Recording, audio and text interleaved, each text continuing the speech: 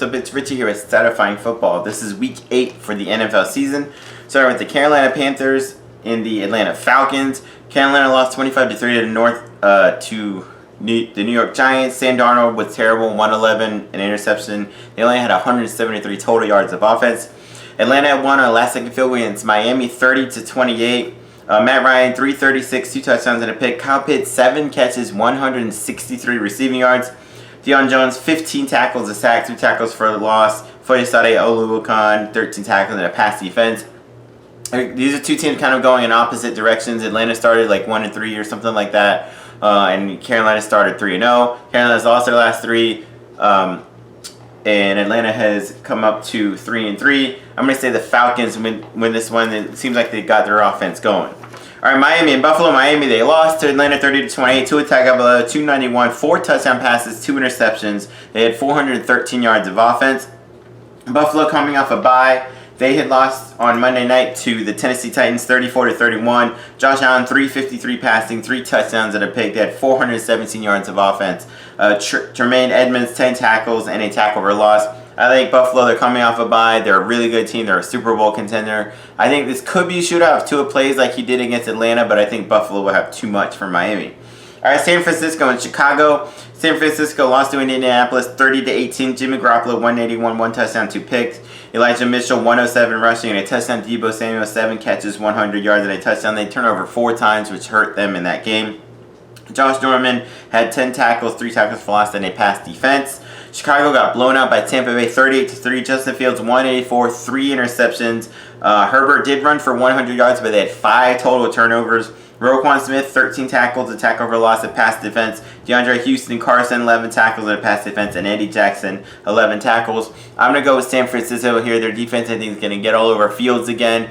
Jimmy Garoppolo at least is more experienced than Fields. And I think San Francisco should be able to put up just enough points. It might be a low-scoring game, but I think San Francisco wins.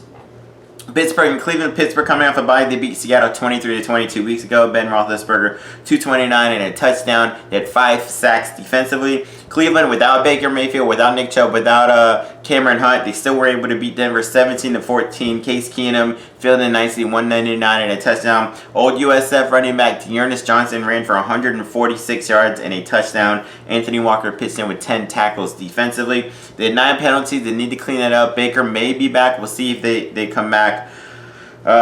This really depends if Baker is not playing. I think Pittsburgh wins if Baker plays. I think Cleveland probably wins. I'm gonna toss it up. I'm gonna go Pittsburgh here. Coming back from a bye, I think they were well rested. I think maybe they can go on a streak the second half. So I'm gonna go Pittsburgh with a slight win. All right, Philly and Detroit. Philly, they lost to the Raiders 33-22. Jalen Hurts wasn't bad, 236, 2 touchdowns, 60 and 61 rushing yards. Marcus Epps had 11 tackles. Detroit, they lost 28-19 to the Rams. They were up 13-0 in that game. Jared Goff, 268, 1 touchdown, 2 picks. Khalid Raymond, 6 catches, 115 receiving. They had 415 yards of offense. Detroit has been in every game this year. They're 0-7 though. They just can't find a way to win. I think it might continue there. I think Philadelphia. I think Jalen Hurts is a pretty good dual threat quarterback. I'm going to go with Philadelphia to win. All right, Tennessee and Indianapolis, kind of a big game here. Tennessee destroyed Kansas City 27-3. Ryan Tannehill, 270 passing, a touchdown, a pick, plus 1 rushing touchdown. A.J. Brown, 8 catches, 133 and a touchdown. Defensively, had 4 sacks and 3 turnovers in that game. Indianapolis, they did beat San Francisco 30-18. Carson Wentz, 150 passing, 2 touchdowns, plus 23 rushing yards and a rushing touchdown on the ground. Jonathan Taylor ran for 107 and a touchdown. Michael Pittman, 4 catches, 105 and a touchdown. They forced 4 turnovers in that game. This will be a pretty good game, but it's Derrick Henry for the Tennessee Titans. I think he might run all over Indianapolis. Although Indy does have a pretty decent defense, I think he'll be the difference, and I think Tennessee wins a close game there. All right, Cincinnati and New York. Cincinnati blew out Baltimore 41-17. Joe Burrow, 416, 3 touchdowns. Jamar Chase, 8 receptions, 201 receiving yards and a touchdown. 520 total yards. Defensively, had 5 sacks in that game. The Jets got demolished by New England 54-13. Zach Wilson, he sucked while he was in, and then he got hurt. He may be gone for a few weeks. Mike White came in, 202, a touchdown, 2 interceptions. Marcus May, 12 tackles, a tackle for loss, a pass defense, and Ashton Davis had 11 tackles. this may be another blowout again. Jets are in shambles. Cincinnati looks like a legitimate team from the AFC. I'm going to go with Cincinnati big in that game. All right, another big possible blowout, the Rams and the Houston Texans. Rams, they did beat Detroit 28-19. Matthew Stafford, 334, 3 touchdown passes. Cooper Kupp, 10 catches, 156, and 2 touchdowns. Houston got destroyed by Arizona, 31-5. Davis Mills, 135 passing. They had 160 total yards of offense. Defensively, they had some stats. They had 4 sacks and a safety. Their offense will not keep up with the Rams. Rams are going to blow them out of the water. All right, this was an interesting game. New England Patriots and the Chargers. New England, they killed the Jets 54-13. Mac Jones, 307 passing, 2 touchdowns. Damian Harris, 106 rushing and 2 touchdowns. They had 551 total yards. Forced 3 turnovers defensively. Chargers coming off a bye. They got killed by Baltimore themselves a couple of weeks ago, 34-6. Herbert, not a great game, 195, 1 touchdown, a pick. They only had 26 rushing yards. This will be a good game. New England's defense is good. The Chargers' offense is good. Charger defense is okay. New England's offense, I don't know if Mac Jones can get it going like he did. Maybe they can win. I'm going to hedge my bets here. I'm going to give the Chargers the benefit of the doubt. New England does have to travel all the way to California, so I'll give the Chargers a slight edge there. They may be mad. They got killed a couple of weeks ago. I think Chargers in a really close, good game there. All right, Jacksonville coming off a bye. They ended a 20-game losing streak by beating Miami in London 2 weeks ago, 23-20. Trevor Lawrence, 319 and a touchdown. Marvin Jones, 7 catches, 100 yards and a touchdown. Damian Wilson had 12 tackles. Rayshon Jenkins had 10 tackles and a pass defense. Seattle, they lost on Monday Night Football 13-10 to New Orleans. Geno passed for 167 and a touchdown. Seattle couldn't get much going with Geno. DK Metcalf had one big, an 84-yard touchdown catch, and that's about it. Jacksonville's actually been in a few games this year. They seem to be able to move the ball decently. I'm actually going to go with Jacksonville here, getting a win over Seattle.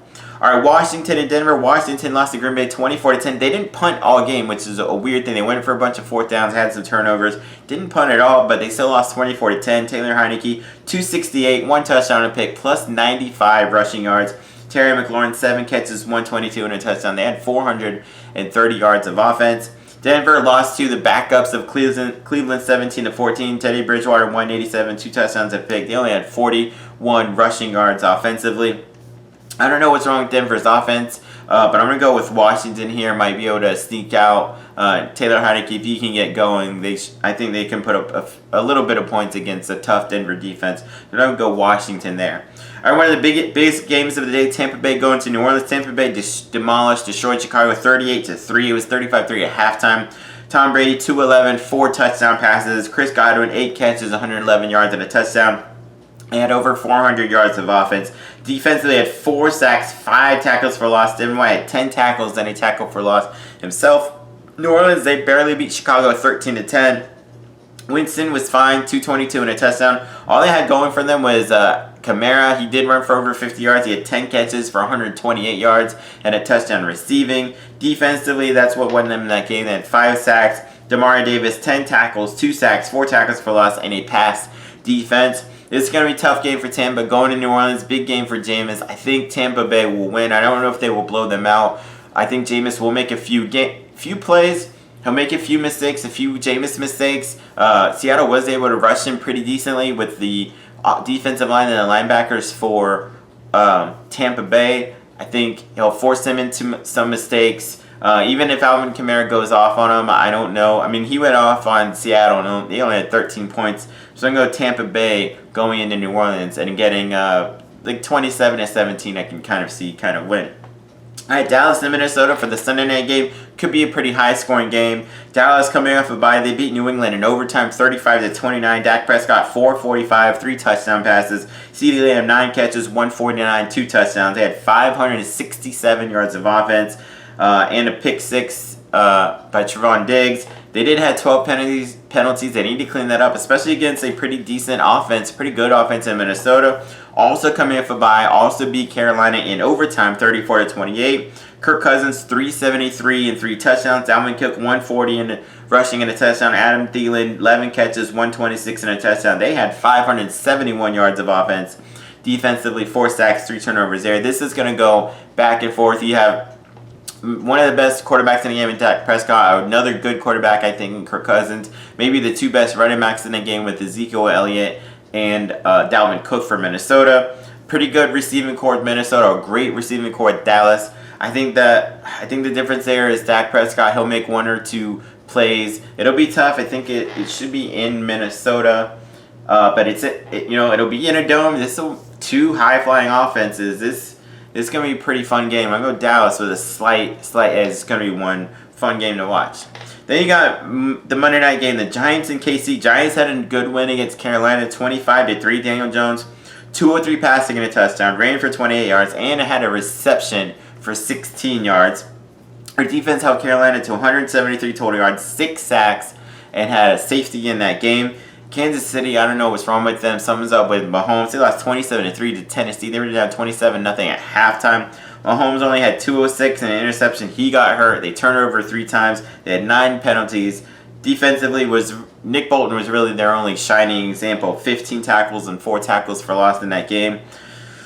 The Giants aren't there yet, though. I think Kansas City bounces back. I don't know if Mahomes is going to play, how healthy he'll be. I think will have just enough to get past the Giants. I don't know that they'll be their high-flying selves, at least against the Giants. But I do think KC should be able to win that game. So those are my picks and my breakdowns and previews for the Monday Week 8 NFL slate. Check out my other videos later. Peace.